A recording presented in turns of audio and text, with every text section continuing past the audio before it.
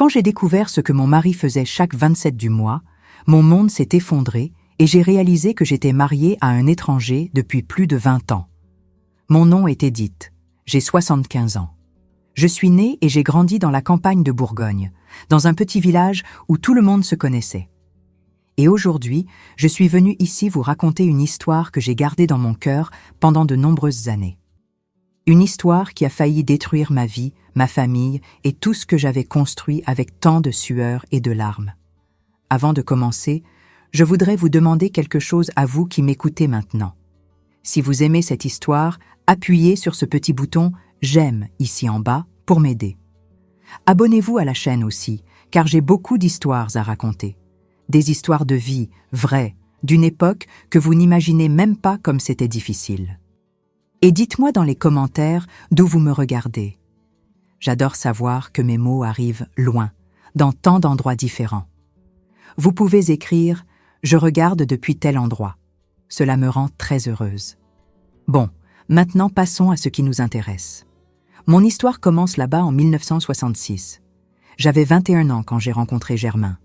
C'était un bel homme, grand, fort, travailleur. Il travaillait à l'usine textile de la ville, gagnait un salaire honnête et tout le monde disait du bien de lui. Mon père, qui était un homme difficile à satisfaire, l'a aimé tout de suite. Ma mère disait que j'avais eu de la chance de trouver un homme bien comme lui. Nous nous sommes mariés en janvier 1967.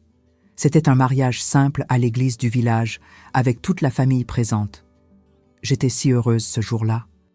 Je portais la robe que ma mère avait cousue de ses propres mains, un voile emprunté à ma cousine, et je portais à la main l'alliance qui avait appartenu à ma grand-mère. Je pensais que je commençais la plus belle histoire de ma vie, et pendant un temps, ce fut le cas.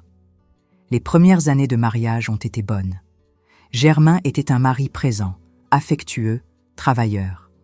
Il se levait à 5 heures du matin pour aller à l'usine, rentrait à 18 heures, dînait ce que je préparais et nous restions à discuter sur la terrasse jusqu'à l'heure de dormir. Nous n'avions pas grand-chose, mais ce que nous avions était à nous, conquis par un travail honnête. Nous avons eu 3 enfants, Vincent, Nicole et Olivier. Chacun d'eux a été une bénédiction dans ma vie. Nous vivions dans une petite maison simple, de 3 pièces, qui se trouvait dans la rue derrière la place principale. Elle n'était pas grande, ni luxueuse, mais elle était à nous. Germain avait acheté cette maison avec l'argent qu'il avait économisé avant de se marier avec moi. Et il était très fier de dire que cette maison était à lui, que personne ne pouvait nous l'enlever. Je m'occupais de la maison, des enfants, je lavais le linge dans le baquet, je repassais au fer à repasser, je cuisinais sur le poêle à bois. C'était une vie dure, mais c'était une bonne vie, une vie honnête. Les choses ont commencé à changer au début de 1972. Je m'en souviens bien car c'était juste après qu'Olivier, mon Benjamin, ait eu 5 ans. Germain a commencé à devenir différent. Au début, c'était si subtil que je n'y ai pas prêté attention. Il devenait plus silencieux, plus pensif. Parfois je demandais « Germain, qu'est-ce qu'il y a? Il s'est passé quelque chose ?» Et il répondait « Rien, Edith, c'est juste la fatigue du travail. » Je le croyais. Pourquoi ne l'aurais-je pas cru? Nous avions 12 ans de mariage, 3 enfants, une vie construite ensemble. Je lui faisais confiance les yeux fermés. Mais alors a commencé le mystère qui allait tout changer. C'était un 27 mars de cette année-là. Je m'en souviens car c'était la veille de l'anniversaire de ma commère Thérèse et j'allais faire un gâteau pour l'apporter chez elle le lendemain. C'était un jeudi. Germain était rentré du travail à l'heure habituelle, 18 heures, avait dîné des haricots avec du riz et des lardons que j'avais préparés et s'était assis sur la chaise de la terrasse, fumant sa cigarette. Vers 15 heures de l'après-midi, avant qu'il ne revienne du travail, j'étais là à faire mes affaires quand j'ai remarqué qu'il n'était pas allé travailler ce jour-là. Non, attendez, laissez-moi raconter correctement. Il était allé travailler le matin, oui, mais vers 14h30, il est apparu à la maison. C'était étrange, car il ne sortait jamais du travail avant 18h. « Germain, qu'est-ce que tu fais ici à cette heure ?» j'ai demandé, surprise. « Ah, le patron nous a libérés plus tôt aujourd'hui. Problème avec la machine, » a-t-il répondu. Mais il ne m'a pas regardé dans les yeux quand il a dit ça. J'ai trouvé ça bizarre, mais je n'ai rien dit. Il est resté à la maison environ 15 minutes, a pris un café, changé de chemise et a dit « Edith, je dois aller chez Jean-Baptiste régler une affaire. Je reviens vite. » « Quelle affaire ?» j'ai demandé. « Ah, des trucs d'homme, une histoire d'argent qu'il me doit. » Il a parlé en sortant déjà par la porte. Il était resté absent 3 heures entières. Il est revenu vers 18 heures, à l'heure où il rentrait toujours du travail, comme si rien ne s'était passé. J'ai demandé « Et alors, tu as réglé avec Jean-Baptiste ?»« Réglé », a-t-il dit sèchement, et il est allé prendre sa douche. Je suis resté avec ça en tête, mais j'ai laissé passer. J'ai pensé « Ça doit être un truc de travail, un truc d'homme que je ne comprends pas. » Mais quelque chose en moi était mal à l'aise. Je ne sais pas l'expliquer. C'était un mauvais pressentiment, vous savez ? Cette sensation qu'il y a quelque chose qui ne va pas, mais vous ne savez pas quoi. Le mois est passé, le 27 avril est arrivé, c'était un vendredi. Germain est allé travailler le matin normalement, mais vers 14h30, il est de nouveau apparu à la maison. De nouveau, la même histoire. Le patron nous a libérés plus tôt. « Encore, Germain ? 2 fois dans le même mois ?» j'ai demandé, déjà méfiante. « C'est encore un problème avec la machine. Ces vieilles machines tombent toujours en panne, » a-t-il dit. Et cette fois, j'ai vu que sa main tremblait quand il a pris la tasse de café. Il a changé de vêtements, est sorti et est revenu 3 heures plus tard. 3 heures. J'ai regardé l'horloge quand il est sorti. 14h50. J'ai regardé quand il est revenu. 17h50. Exactement 3 heures. Cette fois, je n'ai pas laissé passer. « Où étais-tu, Germain ?» j'ai demandé, les bras croisés. « À la taverne de Monsieur Chicot, en train de discuter avec les collègues, » a-t-il répondu. « 3 heures à la taverne ? » ?»« Oui, Edith, on discutait. »« Pourquoi cet interrogatoire ?» a-t-il répondu, irrité. Je n'ai plus rien dit, mais j'ai commencé à surveiller. J'ai commencé à faire attention, et c'est là que j'ai remarqué qu'il y avait quelque chose de très mauvais qui se passait. Le 27 mai, un samedi. Germain ne travaillait pas le samedi, mais vers 15 heures, il a dit « Edith, je vais au syndicat régler des choses » et il est sorti. Il est revenu à 18 heures, 3 heures plus tard. Le 27 juin, un mardi, même chose. Sorti à 15 heures, revenu à 18 heures. Le 27 juillet, le 27 août, le 27 septembre. Chaque mois, le 27, il disparaissait pendant 3 heures, toujours de 15 heures à 18 heures. Toujours. J'ai commencé à noter dans un petit cahier caché. J'ai commencé à marquer sur le calendrier, et il n'y a pas eu un mois où il n'a pas disparu. Aucun. Qu'il pleuve ou qu'il fasse beau, que ce soit en semaine ou le week-end, il trouvait toujours un moyen de sortir de la maison le 27 et de rester absent pendant 3 heures. Les excuses changeaient. Parfois c'était « je vais chez un tel », d'autres fois c'était « je vais au syndicat » ou « je vais à la taverne » ou « je vais régler une affaire à la banque ». Mais l'horaire était toujours le même. 15 heures à 18 heures, 3 heures. Le 27. J'ai commencé à devenir désespérée. Je ne dormais plus bien. Je pensais « qu'est-ce qu'il fait ? Est-ce qu'il a une autre femme ? Est-ce qu'il me trompe ?» Mon cœur se serrait rien que d'y penser. Je le regardais dormir à côté de moi et je pensais « Qui es-tu ? Qu'est-ce que tu me caches ?» J'ai commencé à remarquer d'autres choses aussi. L'argent disparaissait. Au début, c'était peu. Je pensais que c'était dans ma tête, mais non. L'argent qu'il me donnait pour les dépenses de la maison devenait de plus en plus petit. J'allais à l'épicerie acheter les haricots, le riz, le sucre, et l'argent ne suffisait pas. Je devais jongler pour réussir à nourrir les enfants. « Germain, l'argent est juste.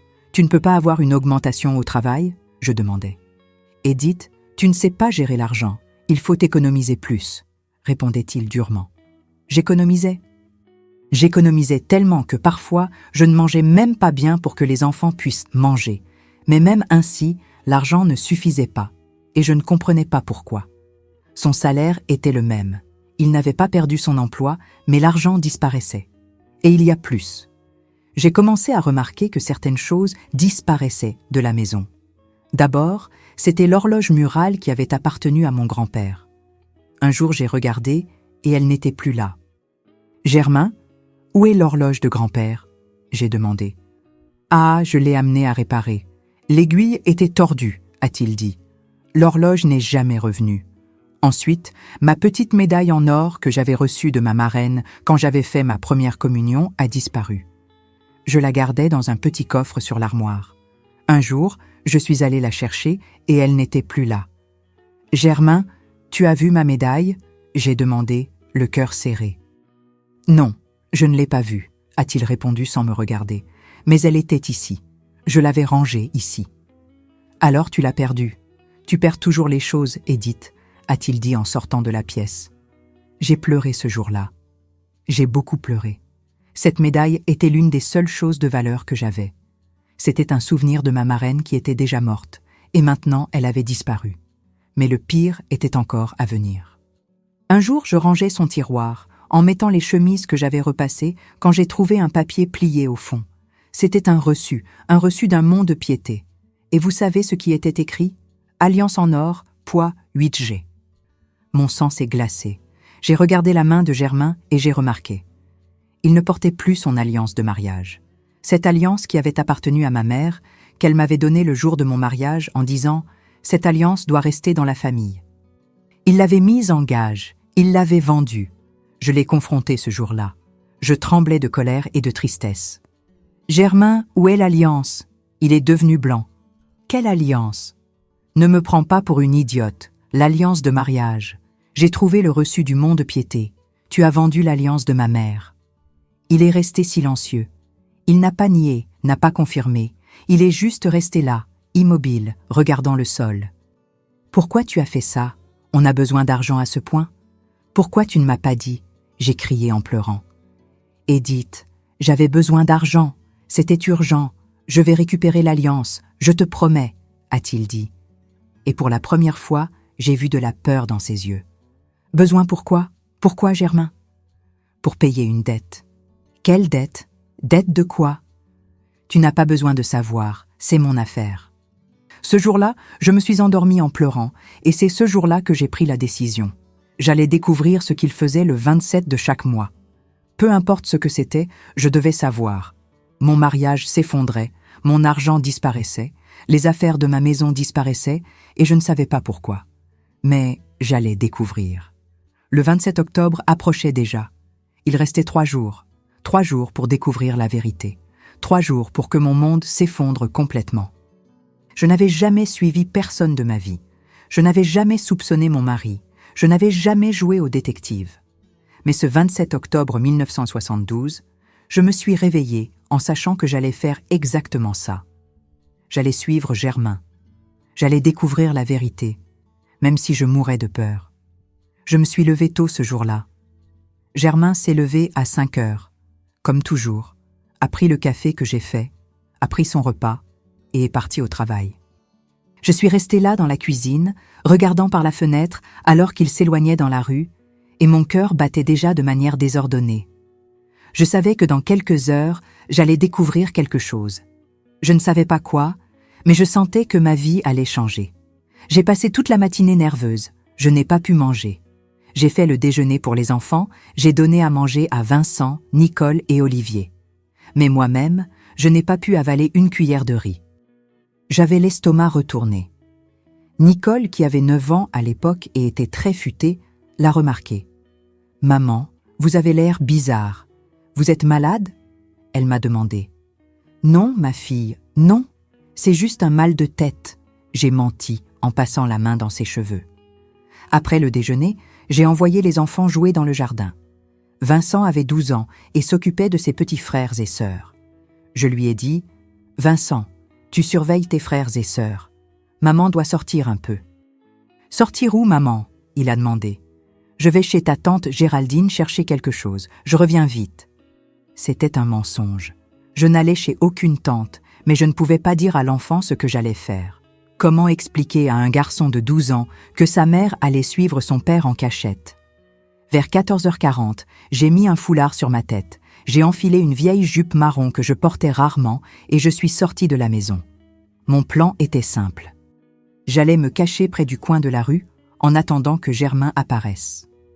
Il venait toujours par cette rue quand il rentrait du travail. J'allais attendre qu'il passe et je le suivrais de loin sans qu'il s'en aperçoive.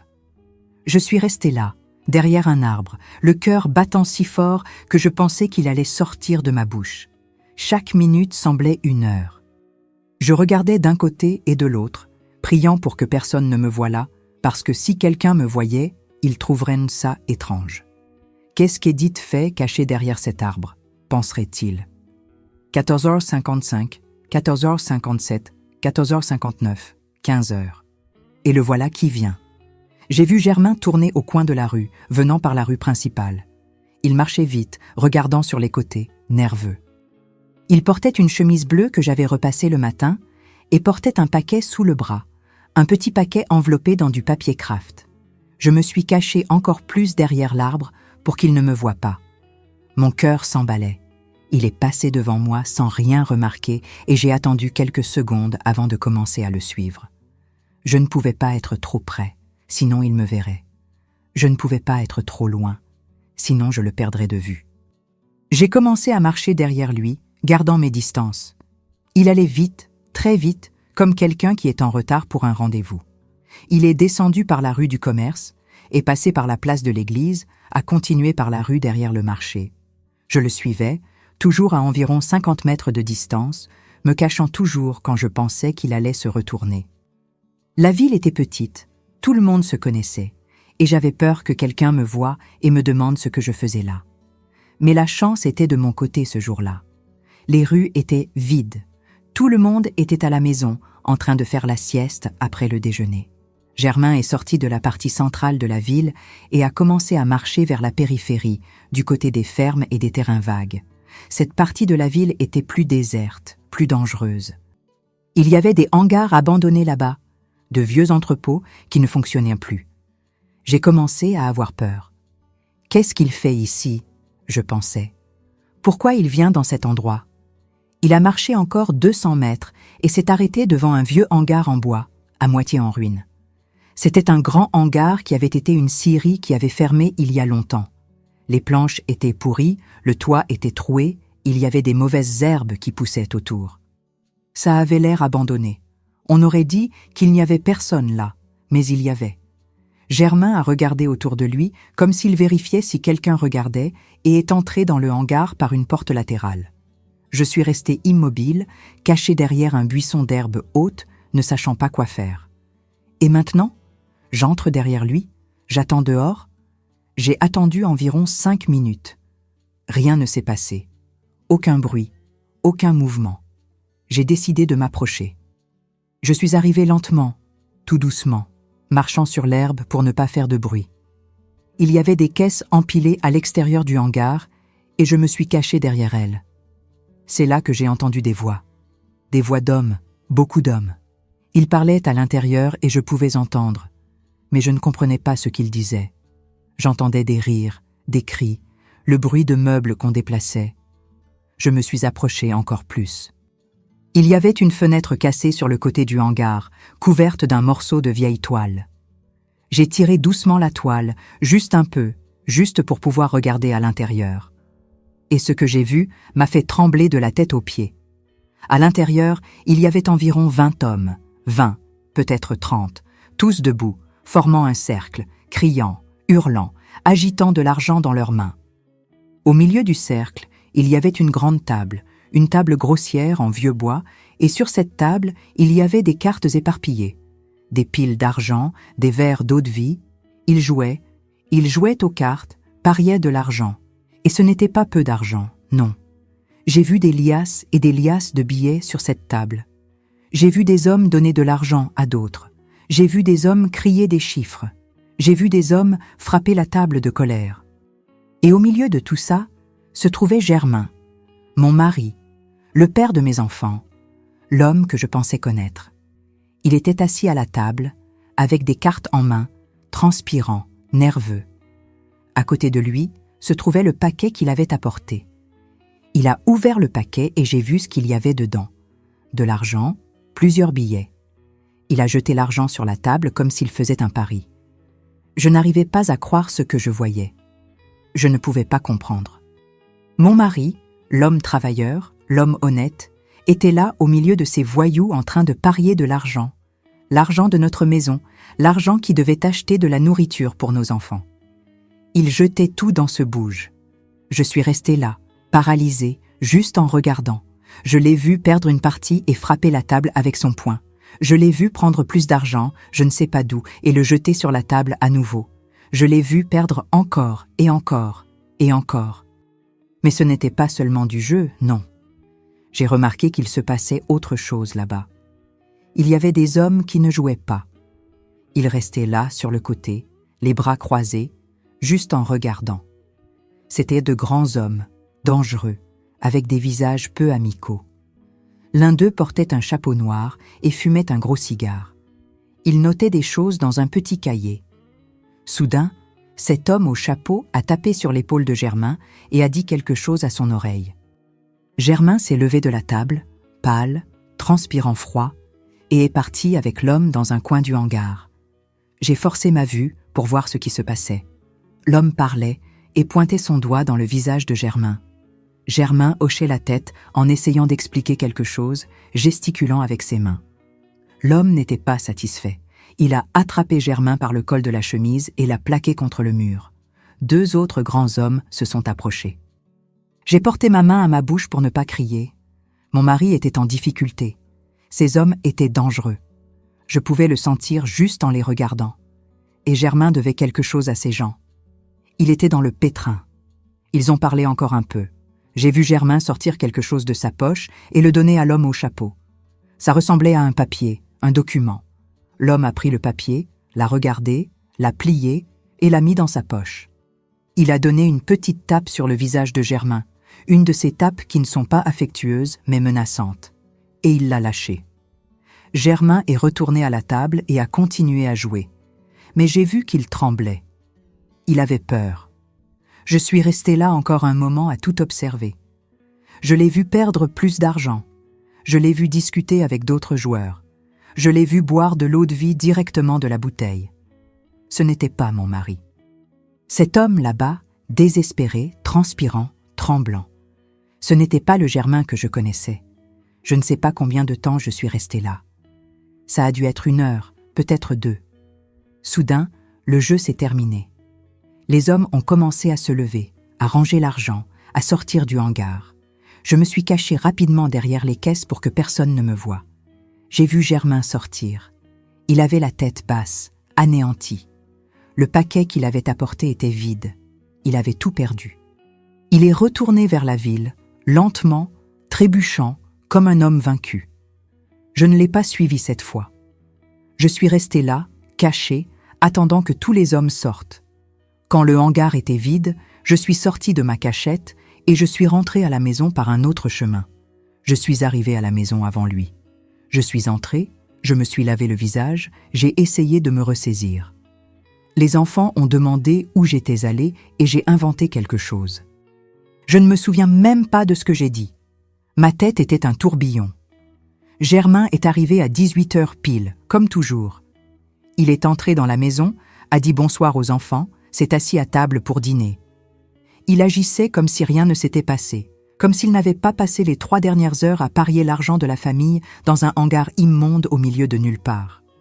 J'ai mis l'assiette de nourriture devant lui. Il a mangé en silence. Je regardais cet homme et je pensais, « Qui es-tu? Est-ce que je te connais?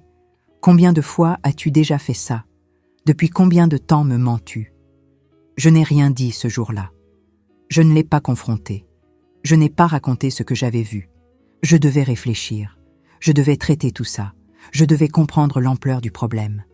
J'ai passé toute la nuit éveillée. Germain dormait à côté de moi, ronflant tranquillement.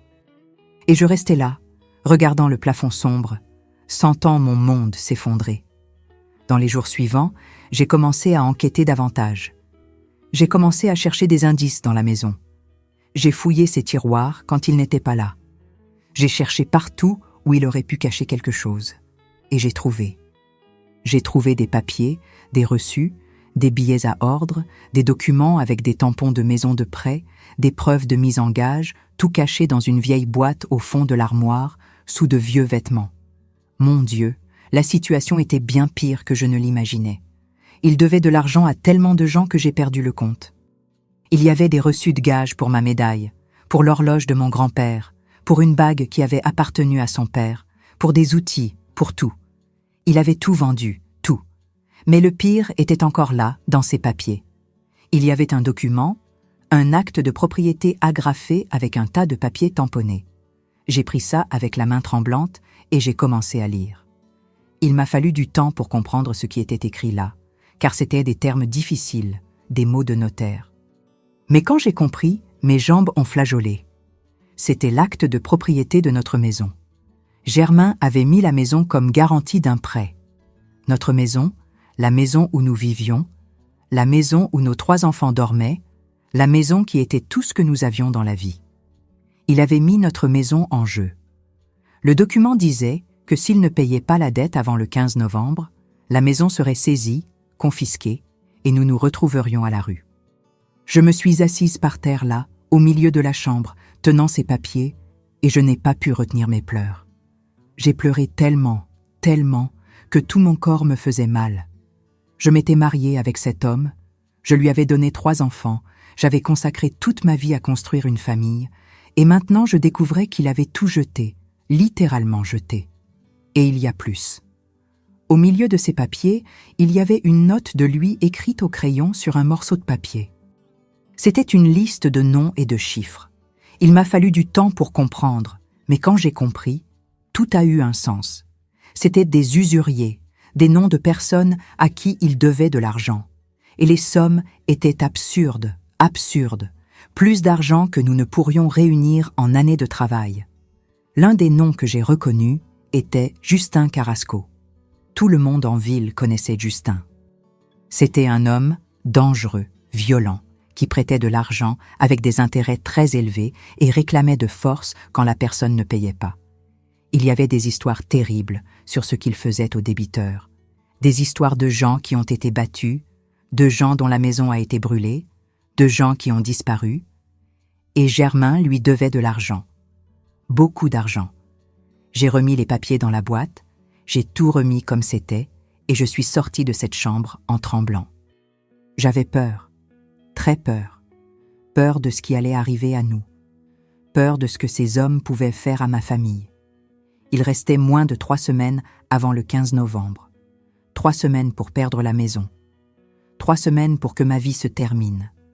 Je devais faire quelque chose. Je devais confronter Germain. Je devais exiger la vérité. Mais j'avais tellement peur d'entendre ce qu'il allait dire. Peur de confirmer que tout était perdu. Les jours suivants, je l'observais sans qu'il s'en aperçoive. Je voyais le désespoir dans ses yeux, la culpabilité. Il mangeait à peine, dormait à peine, marchait dans la maison comme un fantôme. Les enfants remarquaient que quelque chose n'allait pas et me demandaient « Maman, papa est malade ?»« Non, mon fils, il est juste fatigué du travail. » Je mentais encore une fois. Mais je savais que je ne pouvais plus attendre. Je devais parler avec lui. Je devais tout mettre sur la table. Je devais sauver ma famille. Même si pour cela, je devais affronter la vérité la plus douloureuse de ma vie. Et c'est ce que j'ai fait. J'ai attendu qu'il rentre du travail ce jour-là. C'était le 2 novembre, un jeudi. J'avais envoyé les enfants chez ma sœur.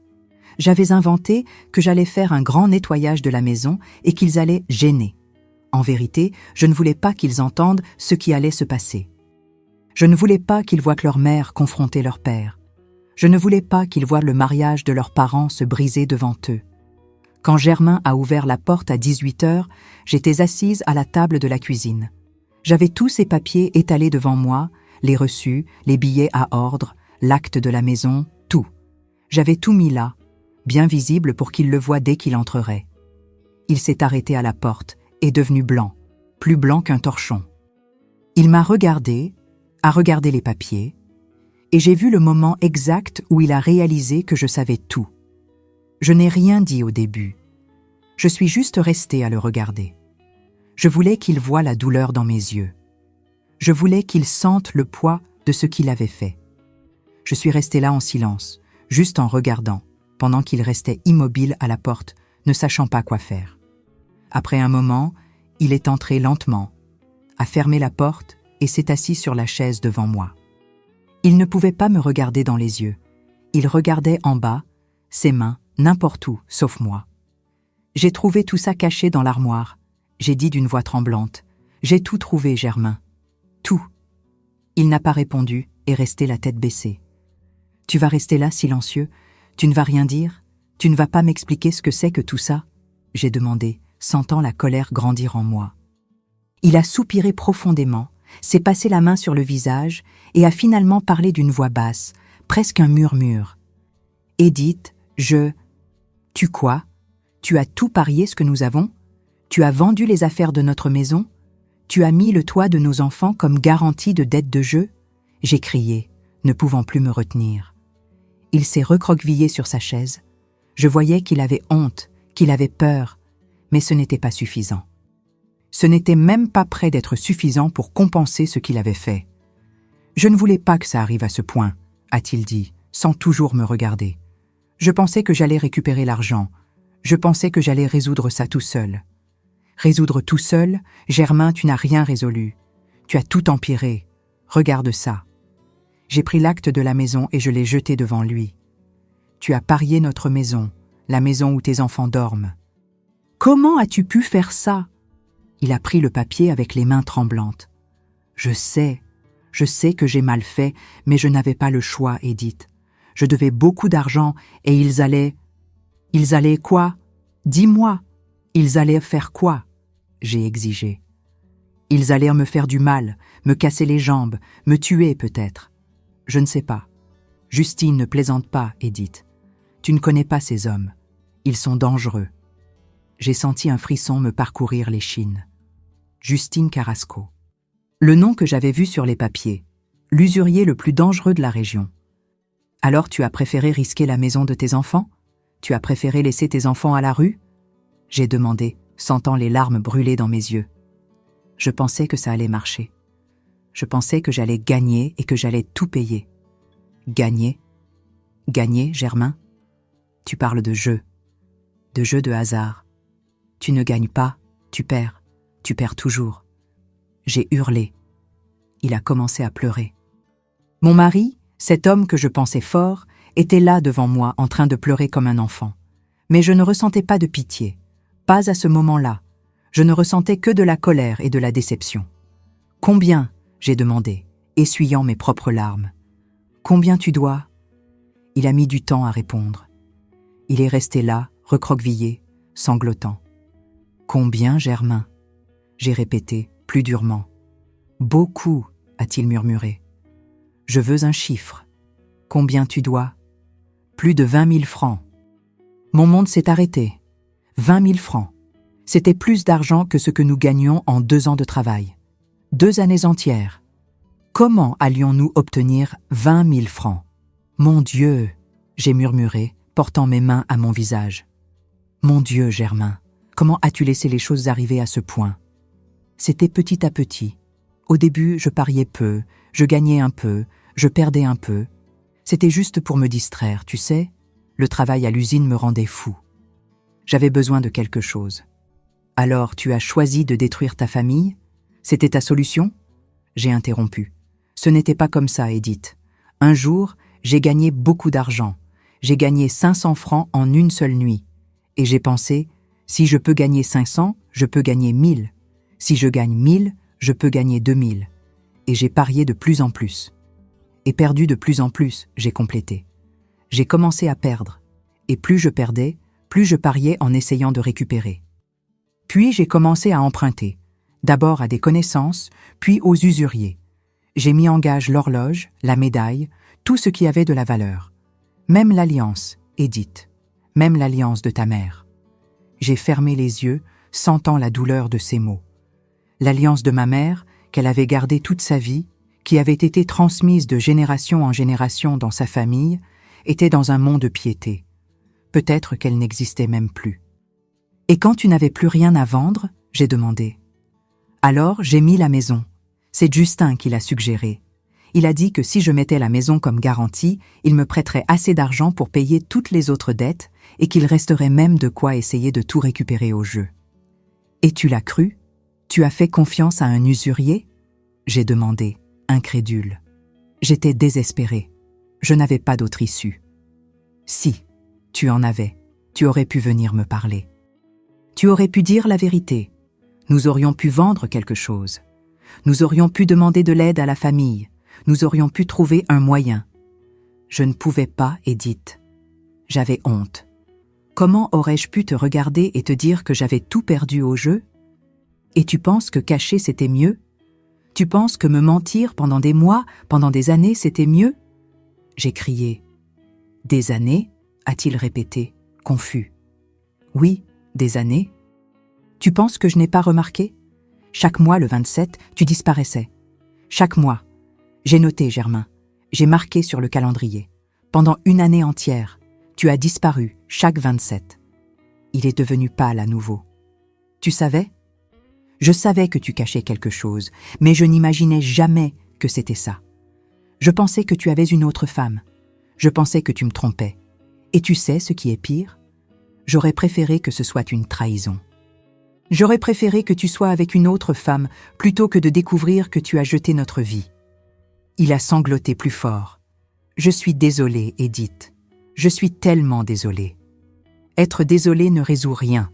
Être désolée ne ramène pas notre argent, ne ramène pas nos affaires, ne sauve pas notre maison. J'ai hurlé, frappant la table avec ma main. Nous sommes restés là tous les deux à pleurer, avec ces papiers maudits étalés entre nous. Le silence de la maison n'était brisé que par nos sanglots. Je ne m'étais jamais sentie si seule de ma vie, si trahie, si perdue. « Qu'est-ce qu'on va faire ?» a-t-il demandé après un moment, d'une voix faible. « Je ne sais pas, Germain. Honnêtement, je ne sais pas. Il faut payer avant le 15 novembre. Si on ne paie pas, Justin prend la maison. » Ça, je l'ai déjà vu sur le papier, j'ai répondu amèrement. Il reste moins de 2 semaines. Je sais compter aussi. Il s'est passé les mains dans les cheveux, désespéré. On n'a pas cet argent. On n'a pas de quoi le trouver. Eh bien, tu y as pensé avant de parier? J'ai demandé sarcastiquement. Edith, pour l'amour de Dieu, aide-moi. On doit trouver une solution. Moi? Tu veux que je t'aide? C'est toi qui as creusé ce trou, Germain. C'est toi qui as creusé cette tombe. Et maintenant, tu veux que je t'en sorte? S'il te plaît, a-t-il supplié. Et pour la première fois, il m'a regardé dans les yeux. Je voyais du désespoir là-dedans, de la peur, un homme complètement brisé. J'ai respiré profondément, essayant de calmer mon cœur qui battait de manière désordonnée. Laisse-moi voir ces papiers correctement. J'ai passé les heures suivantes à lire chaque document, chaque reçu, chaque note. J'ai fait des comptes, noté des chiffres, essayé de comprendre la situation complète. Et plus je comprenais, pire c'était. Il ne devait pas seulement 20 000 francs. Il devait à plusieurs personnes différentes. La plus grosse somme était pour Justin Carrasco, 15 000 francs. Le reste était dispersé entre d'autres usuriers plus petits, des propriétaires de monts de piété et même quelques connaissances de la ville. Germain, il y a des gens ici que je connais. Jean de l'épicerie, Dulcé de la laverie. Tu leur dois de l'argent aussi? J'ai demandé, horrifié. J'ai emprunté au début, avant de chercher les usuriers. J'ai dit que c'était pour une urgence médicale, pour réparer le toit, ce genre de choses. Tu leur as menti aussi. Oui. J'ai ressenti de la honte. Honte de continuer à vivre dans cette ville, sachant que mon mari avait menti et volé la moitié des commerçants locaux. Comment allais-je regarder ces gens en face? Comment allais-je acheter à crédit à l'épicerie, sachant que nous ne pourrions jamais payer? Et ton salaire? Où est l'argent de ton salaire? J'ai demandé. Je l'utilise pour payer les intérêts. Chaque mois, je paie seulement les intérêts des dettes. Le montant principal ne diminue jamais. Alors on paie pour toujours. C'est ça? C'était jusqu'à ce que je mette la maison comme garantie. Alors Justine a dit que si je payais tout d'un coup avant le 15, il pardonnait les intérêts en retard. Comme c'est généreux, j'ai dit ironiquement. J'ai continué à lire les papiers. Il y avait une clause dans le contrat de la maison qui m'a glacé. Si nous ne payions pas dans les délais, non seulement la maison serait saisie, mais Germain devrait encore 10 000 francs à cause des intérêts et des pénalités contractuelles. C'est-à-dire, même en perdant la maison, nous continuerions à devoir. « Tu as lu ce contrat avant de signer ?» j'ai demandé, montrant la clause. Il a regardé et est devenu encore plus pâle. « Je n'ai pas bien lu. Justin a dit que c'était juste une formalité. »« Une formalité, Germain ? Ça dit ici que si on perd la maison, tu vas continuer à devoir. Ils vont prendre notre maison et vont encore nous poursuivre pour le reste de notre vie. » Il a mis sa tête entre ses mains. Je ne savais pas. Je jure que je ne savais pas.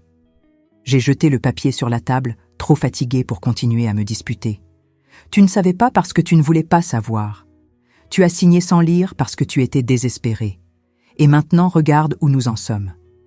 La nuit est tombée et nous sommes restés là assis dans cette cuisine, entourés de ces papiers qui représentaient la fin de notre vie telle que nous la connaissions. Les enfants reviendraient bientôt de chez ma sœur. J'allais devoir inventer une excuse pour eux. J'allais devoir faire semblant que tout allait bien et préparer le dîner comme si mon monde ne s'effondrait pas. Il reste quelque chose de valeur qui n'a pas encore été mis en gage? Quelque chose? J'ai demandé. Non, j'ai déjà tout vendu. Les outils de ton père? Vendus. La radio du salon? Mise en gage. La machine à coudre de ma mère? Il est resté silencieux. Germain. Où est la machine à coudre? J'ai demandé, sentant le sang bouillir. J'avais besoin d'argent pour... Tu as vendu la machine à coudre de ma mère? J'ai crié, me levant de la chaise. C'était la seule chose que j'avais d'elle, la seule. Elle me l'a donnée sur son lit de mort, Germain. Je vais la récupérer, je te promets. Non, tu ne vas pas. Tu ne vas pas parce que tu n'as pas d'argent. Tu as tout jeté. J'ai hurlé, sentant les larmes couler sans contrôle. Je suis sortie de la cuisine avant de faire quelque chose que je regretterais. Je suis entrée dans la chambre, j'ai fermé la porte à clé et je me suis jetée sur le lit. J'ai pleuré jusqu'à ne plus avoir de larmes. J'ai pleuré pour la machine de ma mère, pour l'alliance de ma grand-mère, pour la maison que nous allions perdre, pour mes enfants qui allaient se retrouver sans toi, pour tout. Mais au milieu de tous ces pleurs, de toute cette tristesse, quelque chose a commencé à se former en moi. Ce n'était pas de la colère, ce n'était pas du désespoir, c'était autre chose. C'était quelque chose de plus fort, c'était de la détermination. J'allais devoir être forte, j'allais devoir trouver une solution, parce que si je ne faisais rien, nous allions tout perdre. Et je n'allais pas laisser ça arriver. Je n'allais pas laisser mes enfants se retrouver à la rue à cause des erreurs de leur père. J'ai séché mes larmes, je me suis levée du lit et je suis retournée dans la cuisine. Germain était toujours là, assis, la tête baissée. « Lève-toi », j'ai dit fermement. Il m'a regardé, surpris par le ton de ma voix. J'ai dit « Lève-toi, on a du travail à faire. » « Du travail ? Oui, on va résoudre ça. Je ne sais pas encore comment, mais on va le faire, parce que je ne vais pas laisser mes enfants sans maison, tu comprends ? Pour la première fois depuis que cette conversation avait commencé, j'ai vu une lueur d'espoir dans ses yeux. Mais il y a une condition, j'ai continué. Tu ne vas plus jamais, tu m'entends ? Plus jamais mettre les pieds dans ce hangar. Plus jamais parier un centime. Si je découvre que tu es retourné jouer, je prends les enfants et je pars. Et cette fois, je ne reviens pas. Il a hoché la tête en tremblant. Je promets, je jure sur la vie de nos enfants que je ne jouerai plus jamais. On va voir si tu peux tenir cette promesse, j'ai dit amèrement. Et c'est ainsi qu'a commencé mon combat. Le combat pour sauver ma famille. Le combat pour récupérer tout ce qui avait été perdu. Le combat qui allait me transformer en une femme que je ne savais même pas que je pouvais être. Cette nuit-là, je n'ai pas dormi. Je suis restée allongée dans le lit, les yeux ouverts, regardant le plafond, faisant des comptes dans ma tête. 20 000 francs. Comment allais-je obtenir 20 000 francs en moins de 2 semaines? Je n'avais pas d'emploi, pas d'argent épargné, rien de valeur qui n'avait pas déjà été vendu par Germain. Mais je devais essayer. Je devais faire quelque chose.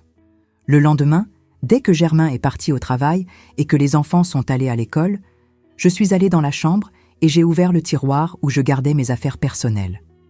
Là, au fond, enveloppé dans un vieux chiffon, se trouvait le seul objet de valeur qui me restait. Un collier en or qui avait appartenu à ma grand-mère maternelle. C'était un collier simple, délicat, avec un petit pendentif en forme de croix. Ma mère me l'avait donné quand j'avais eu 18 ans et je le gardais comme une relique. Je ne l'avais jamais beaucoup porté parce que j'avais peur de le perdre ou de l'abîmer. J'ai pris le collier avec les mains tremblantes. C'était la dernière chose qui me liait à ma mère, à ma grand-mère. C'était le dernier souvenir physique que j'avais d'elle. Mais qu'est-ce qui valait le plus? Un souvenir ou le toit de mes enfants? J'ai mis le collier dans mon sac, j'ai enfilé ma plus belle tenue, j'ai arrangé mes cheveux et je suis sortie de la maison. J'allais au Mont-de-Piété au centre-ville, le même où Germain avait tout vendu. La marche jusqu'à là-bas a été l'une des plus difficiles de ma vie. Chaque pas semblait peser 1 tonne. Je passais devant les gens dans la rue et j'avais honte. Est-ce qu'ils savaient? Est-ce que tout le monde parlait déjà de la situation de Germain? Dans une petite ville comme la nôtre, les nouvelles circulaient vite. Je suis arrivée au Mont-de-Piété. C'était un endroit sombre, étouffant, plein d'objets empilés sur les étagères. Il y avait des montres, des radios, des vêtements, des outils, tout ce que les gens devaient vendre quand la vie devenait difficile. Le propriétaire était un homme gros, avec une grosse moustache, qui m'a regardé de haut en bas quand je suis entrée. « Bonjour, en quoi puis-je vous aider ?» a-t-il demandé d'une voix traînante. « Je voudrais vendre ça », j'ai dit, sortant le collier de mon sac et le posant sur le comptoir. Il a pris le collier, l'a examiné avec une petite loupe, l'a pesé sur une petite balance et a dit « Je donne 300 francs. » 300 francs. C'était si peu, si absurdement peu pour une chose qui avait tant de valeur sentimentale pour moi. « C'est tout ?» j'ai demandé, essayant de ne pas laisser transparaître la déception dans ma voix. « C'est de l'or de faible pureté et c'est une petite pièce. 300, c'est le maximum que je peux donner. » Je savais qu'il m'arnaquait. Je savais qu'il allait revendre ça bien plus cher. Mais que pouvais-je faire? J'avais besoin de l'argent. « Vous avez autre chose à vendre ?» a-t-il demandé. « Non, juste ça. » Il a fait les papiers, m'a donné l'argent et je suis sortie de là avec 300 francs dans la main et un énorme trou dans le cœur. 300 francs sur 20 000. Il manquait encore 19 700. Je suis rentrée à la maison et j'ai caché l'argent sous le matelas. Je n'ai rien dit à Germain. S'il savait que j'avais de l'argent, il pourrait l'utiliser pour jouer à nouveau. Je ne lui faisais plus confiance. Dans les jours suivants, j'ai commencé à chercher du travail. Je suis allée dans toutes les maisons de familles riches de la ville, offrant mes services. Je pouvais laver le linge, repasser, cuisiner, nettoyer, n'importe quoi. Mais personne n'avait besoin. Ou quand ils avaient besoin, ils payaient si peu que ça n'allait pas faire de différence. Je suis allée à l'usine où Germain travaillait et j'ai demandé à parler au directeur. Je voulais savoir s'il y avait un travail pour moi, même si c'était balayer le sol. Le directeur a été gentil, mais il a dit qu'ils n'embauchèrent pas de femmes à l'usine. C'était un travail lourd, ce n'était pas une place pour une femme. J'ai essayé de vendre des bonbons dans la rue. J'ai fait des pralines, des nougats, des caramels, et je suis sortie les vendre de porte en porte. J'ai obtenu quelques sous, mais rien qui s'approchait de ce dont j'avais besoin. Chaque jour qui passait, le 15 novembre se rapprochait, et l'argent n'apparaissait pas. C'est alors que j'ai pris la décision la plus difficile de ma vie. J'allais devoir demander de l'aide à la famille. Mon père était mort quelques années auparavant, mais ma mère était encore en vie. Elle vivait avec mon frère aîné, Victor, dans une ville voisine. C'étaient des gens simples, travailleurs, mais ils avaient une vie plus stable que la mienne. Peut-être qu'ils pourraient prêter de l'argent. J'ai pris le bus jusque là-bas, un samedi matin. Le voyage a duré 2 heures, et pendant tout le trajet, je répétais dans ma tête ce que j'allais dire. Comment allais-je expliquer la situation sans mourir de honte? Je suis arrivée chez eux vers midi. Ma mère était heureuse de me voir, elle m'a embrassée, a demandé des nouvelles des enfants. J'ai forcé un sourire et j'ai dit que tout allait bien. Nous avons déjeuné ensemble, mon frère, ma belle-sœur, ma mère et moi. Pendant le repas, j'ai essayé de paraître normale, mais ma mère a remarqué qu'il y avait quelque chose qui n'allait pas. « Edith, tu as une mine terrible. Il s'est passé quelque chose ?» elle a demandé, me fixant avec ses yeux de mère qui voit tout. J'ai respiré profondément. Je devais raconter. « Maman, je dois vous parler. C'est sérieux. » Ils ont arrêté de manger et m'ont regardé, inquiet. J'ai tout raconté. J'ai raconté le vice de Germain, les dettes, la maison qui était en danger. J'ai pleuré en parlant. Ma mère a pleuré avec moi.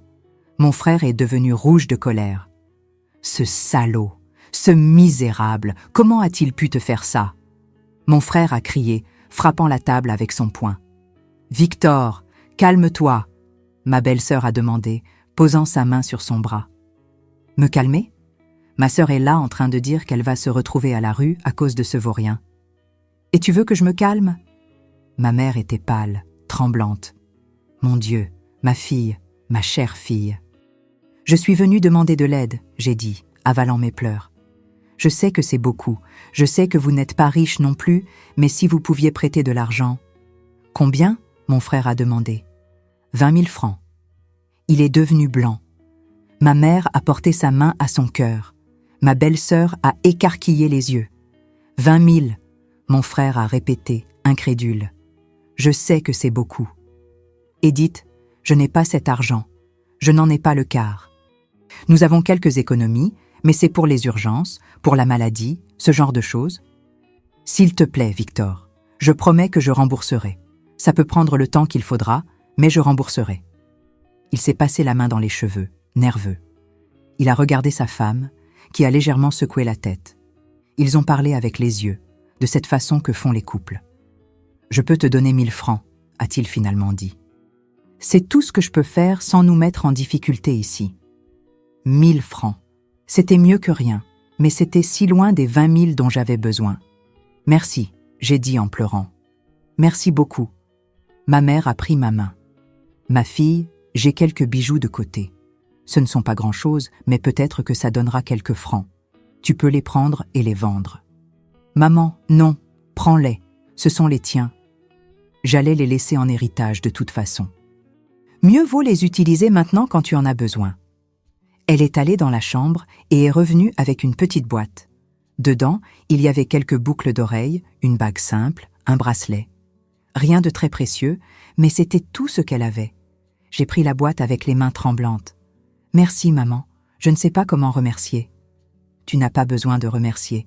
Tu es ma fille et tes enfants sont mes petits-enfants. On fait ce qu'on peut. Je suis rentrée chez moi ce jour-là avec 1000 francs de mon frère et les bijoux de ma mère. Le lendemain, j'ai vendu les bijoux au même mont-de-piété. J'ai obtenu 400 francs de plus. Au total, j'avais maintenant 1700 francs, sur 20 000. C'était loin, très loin. Et il restait moins d'une semaine avant la date limite. C'est alors que j'ai décidé que je devais faire l'impensable. Je devais aller parler à Justin Carrasco. Je devais essayer de négocier directement avec lui. Tout le monde en ville savait où se trouvait Justin. Il avait un bureau au fond d'un bar dans la périphérie. C'était un endroit que les femmes bien ne fréquentaient pas. C'était un endroit d'ivrognes, de bagarreurs, de gens dangereux. Mais je n'avais pas le choix. Je suis allée là-bas un après-midi de mardi, le 12 novembre. Il restait 3 jours avant la date limite. Le bar était sombre et puant. Il y avait des hommes qui buvaient de l'eau-de-vie au comptoir, qui m'ont regardé d'une façon qui m'a donné envie de fuir en courant. Mais j'ai avalé ma peur et j'ai demandé au propriétaire du bar où je pouvais trouver Justin. Au fond. Mais il n'aime pas être dérangé, a dit l'homme en me regardant avec curiosité. C'est urgent, j'ai répondu fermement. Je suis allée au fond du bar. Il y avait une vieille porte en bois fermée. J'ai frappé. Personne n'a répondu. J'ai frappé à nouveau, plus fort. Qui c'est ? Une voix grave a crié de l'intérieur. Je dois parler à monsieur Justin. C'est au sujet d'une dette. La porte s'est ouverte. Un homme énorme, au visage fermé, m'a regardé de haut en bas. Quelle dette ? De Germain, mon mari. Il m'a examiné pendant un moment, puis a ouvert complètement la porte. Entre. Je suis entrée dans une petite pièce mal éclairée. Il y avait une vieille table au centre, 2 chaises et une armoire contre le mur. Derrière la table se trouvait lui, Justin Carrasco. C'était un homme d'environ 50 ans, maigre, avec de petits yeux pénétrants. Il portait un chapeau noir et fumait un gros cigare. C'était exactement comme je l'imaginais. Dangereux. « Assieds-toi », a-t-il dit, pointant la chaise devant moi. Je me suis assise avec les jambes tremblantes. Il est resté à me regarder pendant un moment en silence, soufflant la fumée du cigare dans ma direction. « Alors tu es la femme de Germain », a-t-il finalement dit. « C'est un idiot, tu sais ça ?»« Je sais », j'ai répondu doucement. « Il a tout parié, tout perdu, et maintenant il va perdre la maison aussi. Je suis venue pour négocier. » Il a ri d'un rire sec, sans humour. « Négocier ? Qu'as-tu à négocier ?» J'ai sorti de mon sac l'argent que j'avais rassemblé. 1700 francs. Je l'ai posé sur la table. « J'ai ça. Je sais que c'est peu, mais c'est tout ce que j'ai pu rassembler. Je suis venue demander plus de temps. Quelques mois de plus pour rassembler le reste. Il n'a même pas regardé l'argent. Il a continué à me fixer. Ton mari me doit 15 000 francs. Tu as apporté moins de 2 000 et tu veux plus de temps? S'il vous plaît, j'ai 3 jeunes enfants. Ils ne sont pas responsables des erreurs de leur père. Ne nous laissez pas à la rue. Ce n'est pas mon problème. Les affaires sont les affaires. Ton mari a signé un contrat. Il connaissait les conditions. Mais il doit y avoir un moyen. Il le faut. Il n'y en a pas, a-t-il coupé sèchement. La date limite est le 15. Si vous ne payez pas, la maison est à moi. C'est aussi simple que ça. J'ai senti les larmes brûler dans mes yeux, mais je ne les ai pas laissées tomber. Je n'allais pas pleurer devant cet homme. Et si je dénonce? Et si je vais à la police raconter le jeu illégal? J'ai demandé dans une dernière tentative désespérée. Il s'est penché en avant, posant ses coudes sur la table. Ses yeux sont devenus encore plus dangereux. Tu ne feras pas ça. Tu sais pourquoi? Parce que si tu le fais, ton mari aura un accident. Un très grave accident. Et tes enfants resteront sans père et sans maison. Tu comprends? C'était une menace, claire comme de l'eau de roche. J'ai senti mon sang se glacer dans mes veines. Maintenant, prends ton petit argent là et va-t'en.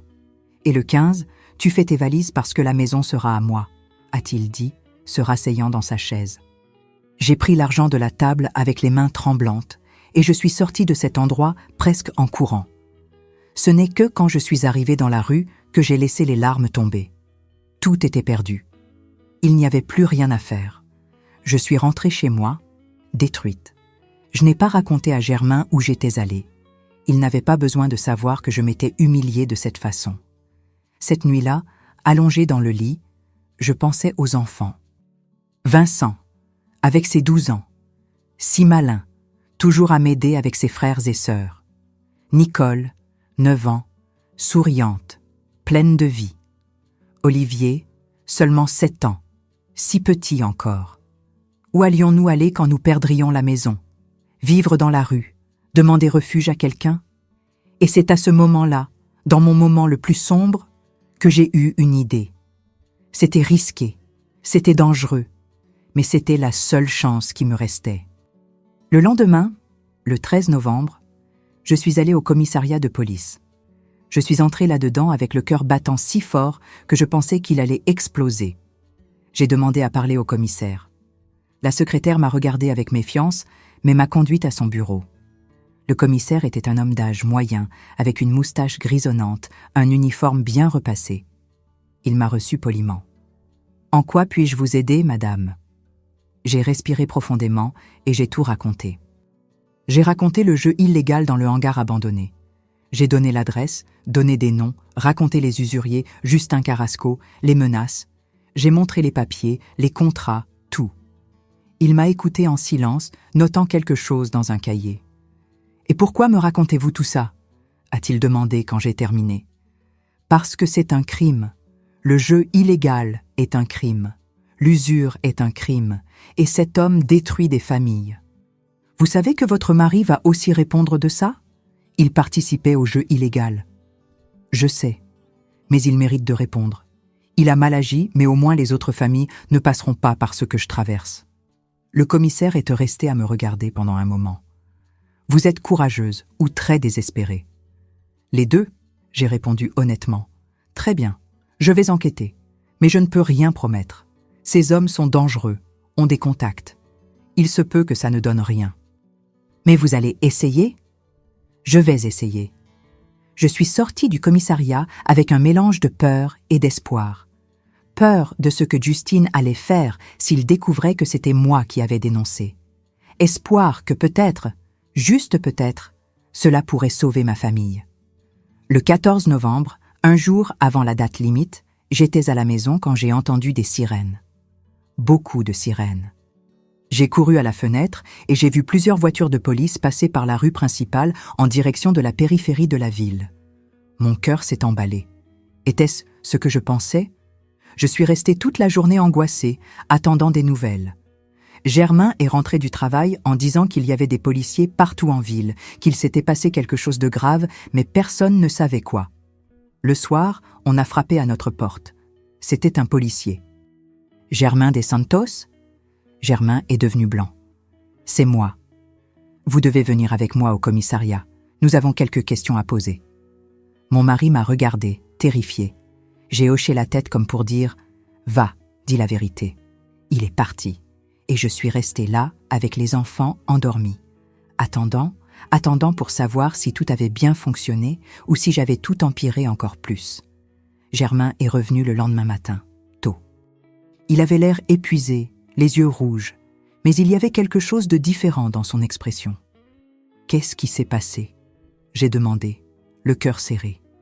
Il s'est assis à la table de la cuisine et a pris ma main. Ils ont tout fermé, Edith. Le hangar, le jeu, tout. Ils ont arrêté Justin et toute sa bande. Il y avait des policiers partout. Ils m'ont interrogé toute la nuit. Et toi ? Je vais avoir des problèmes. Je vais probablement être condamné à une amende, peut-être même un peu de prison. Mais le commissaire a dit que si je coopérais, si je témoignais contre Justine et les autres, ça irait mieux pour moi. Et la maison ? Il a souri pour la première fois en semaine. Le contrat est invalide, Edith. C'est un contrat illégal. Justine ne peut pas prendre notre maison. Le commissaire a dit que tous les contrats liés au jeu illégal sont nuls. J'ai senti mes jambes faiblir. Quoi ? La maison est sauve. On ne va pas perdre la maison. Je me suis mise à pleurer. Pleurer de soulagement, de joie, d'épuisement. Germain m'a prise dans ses bras et nous sommes restés là, tous les deux en pleurant. Comment ils ont su ? A-t-il demandé après un moment. J'ai hésité, puis j'ai décidé de dire la vérité. C'était moi. Je suis allée au commissariat, je leur ai tout raconté. Il m'a regardé, les yeux écarquillés. Tu as dénoncé ? Oui. C'était la seule chose que je pouvais faire. C'était notre seule chance. Il est resté silencieux pendant un long moment. Puis, il a hoché la tête. Tu as sauvé notre famille, Edith. Tu as sauvé nos enfants. Tu as été plus forte que moi. Les semaines suivantes ont été difficiles. Germain a dû témoigner au tribunal. Il a été condamné à une amende et à 6 mois de travaux d'intérêt général. Mais il n'est pas allé en prison. Justin et ses complices ont été condamnés à plusieurs années de prison pour jeu illégal, usure et extorsion. Petit à petit, nous avons commencé à reconstruire notre vie. Germain a arrêté de jouer. Il a tenu sa promesse. Il est allé à des réunions pour les joueurs, à trouver de l'aide. Nous avons remboursé les dettes petit à petit. Ça nous a pris des années, mais nous l'avons fait. J'ai trouvé du travail comme couturière. Nous avons économisé chaque sou. Les enfants ont grandi sans jamais vraiment savoir à quel point nous avions été proches de tout perdre. Nous avons gardé ça pour nous. Aujourd'hui, 50 ans plus tard, je peux raconter cette histoire. Germain est mort il y a 5 ans. Jusqu'à son dernier jour, il n'a plus jamais parié un centime. Il est devenu un bon père, un bon mari. Mais cette période, ces semaines de terreur et de désespoir, m'ont changé, m'ont transformé. J'ai découvert une force en moi que je ne savais pas que j'avais. J'ai appris que parfois, pour protéger ceux qu'on aime, il faut prendre des décisions difficiles, terrifiantes. Et j'ai appris que même dans les moments les plus sombres, il y a toujours de l'espoir. Alors voilà mon histoire. L'histoire de comment j'ai découvert le secret du 27 de chaque mois. Et comment j'ai sauvé ma famille. Si mon histoire vous a touché, n'oubliez pas de laisser un j'aime ici en bas et de vous abonner à la chaîne Histoire Grand-Mère. J'ai beaucoup d'autres histoires à partager avec vous. Et dites-moi dans les commentaires d'où vous regardez cette vidéo. J'adore savoir que mes histoires arrivent jusqu'à vous, peu importe où vous êtes dans le monde. Prenez soin de vous et de ceux que vous aimez. Et souvenez-vous, il n'y a rien de plus important que la famille. À bientôt pour une nouvelle histoire.